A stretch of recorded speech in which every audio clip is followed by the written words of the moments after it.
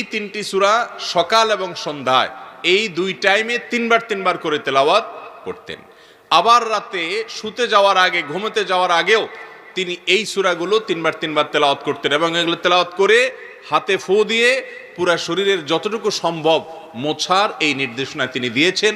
এর মাধ্যমে দুষ্ট শয়তানের প্রভাব থেকে আরো নানামুখী ক্ষতি থেকে আল্লাহ তাআলা আমাদেরকে হেফাজত রাখেন। তাহলে গোটা কোরআনের যেই সূরাগুলো পরিমাণে সবচেয়ে বেশি তেলাওয়াত করতেন নবী করিম সাল্লাল্লাহু আলাইহি সাল্লাম সারাদিনের মধ্যে, সেগুলো হলো এই শেষ 3টা সূরা, সূরা ইখলাস, সূরা ফালাক, সূরা নাস।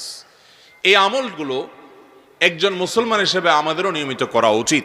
নবী করিম সাল্লাল্লাহু আলাইহি সাল্লামের কোরআনে কারীমের আয়াতের অংশ বিশেষ তেলাওয়াতের ক্ষেত্রে যদি আমরা বলি, তাহলে সবচেয়ে বেশি পরিমাণে সারাদিন রাতের মধ্যে তিনি তেলাওয়াত করতেন সেটা হলো আয়াতুল কুরসি। আয়াতুল কুরসি প্রত্যেক ওয়াক্ত নামাজের পরে যদি কেউ একবার পড়ে, নবী করিম সাল্লাল্লাহু আলাইহি সাল্লাম বলেছেন ওই ব্যক্তি আর জান্নাতের মধ্যে মৃত্যু ছাড়া আর কোনো আড়াল থাকবে না। অর্থাৎ মৃত্যু হওয়ার সঙ্গে সঙ্গে আল্লাহ রাব্বুল আলামিন তাকে জান্নাত দিবেন। অবশ্যই অন্যান্য শর্ত, তার শিরক মুক্ত ঈমান, বিদআত মুক্ত আমল, অন্যান্য হারাম বান্দার হক ইত্যাদি থেকে অবশ্যই তাকে মুক্ত থাকতে হবে। তাহলে সূরার মধ্যে 3টি সূরা সবচেয়ে বেশি, আর আয়াতের মধ্যে আয়াতুল কুরসিটা সবচেয়ে বেশি। এটা রাতে শুইতে এবং সকাল সন্ধ্যায় এবং 5 ওয়াক্ত নামাজের পরে এই সববার তিনি এই সব সময়গুলোতে তিনি তেলাওয়াত করতেন। এর বাইরে তার দিন এবং রাতে যে সমস্ত সূরাগুলো বেশি তেলাওয়াত হতো সেগুলো হলো রাতে ঘুমোতে যাওয়ার সময় আয়াতুল কুরসি এবং ইখলাস, ফালাক, নাস তো আছেই, এগুলো ছাড়াও তিরমিজির হাদিস থেকে জানা যায় তিনি নিয়মিত সূরা মুলক, সূরা সিজদা, এই 2টা সূরা রাতে ঘুমোতে যাওয়ার আগে তেলাওয়াত করতেন, শোয়ার আগে তেলাওয়াত করতেন। এবং মুসনাদ আহমদের বর্ণনা থেকে জানা যায় সূরা বনী ইসরাইল একটু বড় সূরা, আবার সূরা জুমার এটাও মোটামুটি বড় সূরা। এই সূরা জুমার এবং সূরা বনী ইসরাইল এই 2টি সূরাও নবী করিম সাল্লাল্লাহু আলাইহি সাল্লাম শোয়ার আগে তেলাওয়াত করতেন। আর বিচ্ছিন্ন আয়াতের মধ্যে প্রত্যেক সারাদিনের তার তেলাওয়াতের তালিকা ছিল কোরআনে কারীমের সূরা বাকারার শেষ 2টি আয়াত, এটাও তিনি ঘুমানোর আগে তেলাওয়াত করতেন। আর রাতে, গভীর রাতে, মাঝরাতে বা রাতের শেষ প্রহরে ঘুম ভেঙে গেলে তিনি সূরা আলে ইমরান ওই আয়াত তেলাওয়াত করতেন, যে আয়াতে আল্লাহ রাব্বুল আলামিনের নিদর্শন নিয়ে চিন্তা ভাবনার আহ্বান করা হয়েছে, ইন্না ফি খালকিস সামাওয়াতি ওয়াল আরদি ওয়াখতিলাফিল লাইলি ওয়ান নাহার, এই পুরাটা পর্যন্ত তিনি শেষ পর্যন্ত তেলাওয়াত করতেন।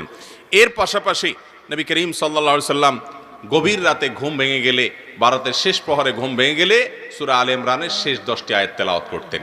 এই হলো রাসূল আকরাম সাল্লাল্লাহু আলাইহি সাল্লামের সারা দিনের কোরআনে কারীমের তেলাওয়াতের নিয়মিত রুটিন। কোনো মুসলমান নারী পুরুষ যদি চান যে আমি সারা দিনে কোরআনে কারীমে অন্তত নবী করিম সাল্লাল্লাহু আলাইহি সাল্লাম যে সূরা আয়াতগুলো নিয়মিত পড়তেন সেগুলো আমি নিয়মিত পড়ব, তাহলে তিনি এটাকে অনুসরণ করতে পারেন। আবার আমরা বলে দিচ্ছি, সকাল সন্ধ্যায় 3বার করে সূরা ইখলাস, সূরা ফালাক, সূরা নাস এটা যদি কেউ পাঠ করে ওই দিনের জন্য, সকালে পড়লে সারা দিনের জন্য, সন্ধ্যায় পড়লে সারা রাতের জন্য স্বয়ং আল্লাহ রাব্বুল আলামিন যথেষ্ট হয়ে যাবে। সূরা ফালাক, সূরা নাস 3বার এবং 5 ওয়াক্ত নামাজের পরে একবার, রাতের শোয়ার সময় 3বার পড়ে হাতকে মুষ্টিবদ্ধ করে ফু দিয়ে যতটুকু সম্ভব শরীরে ফু দিয়ে মোছা।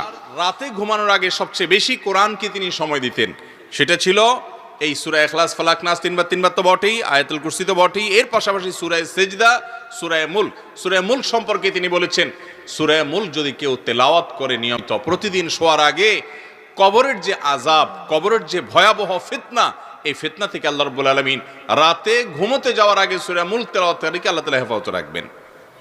এর পাশাপাশি সূরা বনী ইসরাইল, সূরা জুমারও তিনি রাতে ঘুমানোর আগে তেলাওয়াত করতেন।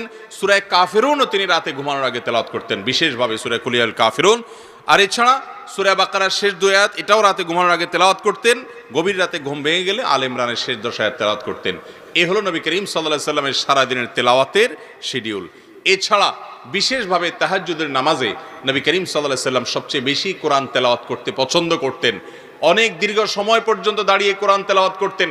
আম্মা জান আয়েশা রাদিয়াল্লাহু তাআলা আনহা বলেছেন, লা তাসআল আন হুসনিহিন্না ওয়া তুলিহিন্না। নবী করিম সাল্লাল্লাহু আলাইহি সাল্লাম তাহাজ্জুদের নামাজে যেই পরিমাণ কোরআন তেলাওয়াত করতেন এবং যত দীর্ঘ নামাজ পড়তেন, যত সুন্দর করে পড়তেন, রুকুতে গেলে মনে হতো যে আর তিনি উঠবেন না, এত লম্বা সময় ধরে তিনি তাসবিহ পেশ করতেন। রুকু থেকে উঠে দাঁড়িয়ে আল্লাহর প্রশংসা গুণকীর্তন এত বেশি করতেন মনে হতো তিনি আর সেজদায় যাবেন না। সেজদায় চলে গেলে এত সময় ধরে সেজদা করতে থাকতেন, মনে হতো মাথা আর তুলবেন না। আবার সেজদা থেকে উঠে বসে এত বেশি সময় ধরে দোয়া করতেন, মনে হতো তিনি আর সেজদায় যাবেন না। এই রকম লম্বা সময় ব্যয় করতেন। কত দীর্ঘ ছিল তার সে নামাজ। আম্মা জান আয়েশা বলেছেন, লা তাসআলান হুসনিহিন্না ওয়া তুলিহিন্না। নবী করিম সাল্লাল্লাহু আলাইহি সাল্লামের তাহাজ্জুদের নামাজের সৌন্দর্য এবং দৈর্ঘ্য কত সময় নিয়ে করতেন, আর বলো না, এত সময় নিয়ে করতেন যে এটা বলে বোঝানো মুশকিল। কত সময় নিয়ে করতেন যে তার পা ফুলে যেত। এত দীর্ঘ সময় দাঁড়িয়ে দাঁড়িয়ে তেলাওয়াত করতেন যে তার পা ফুলে যেত। নবী করিম সাল্লাল্লাহু আলাইহি সাল্লাম সবচেয়ে বেশি পছন্দ করতেন কোরআনে কারীমের তেলাওয়াত নামাজের মধ্যে, এবং সেটা ভোর রাতে। আর এটা আমাদের জীবন থেকে আজ সবচেয়ে বেশি হারিয়ে গেছে। মোহতারাম হাজরিন।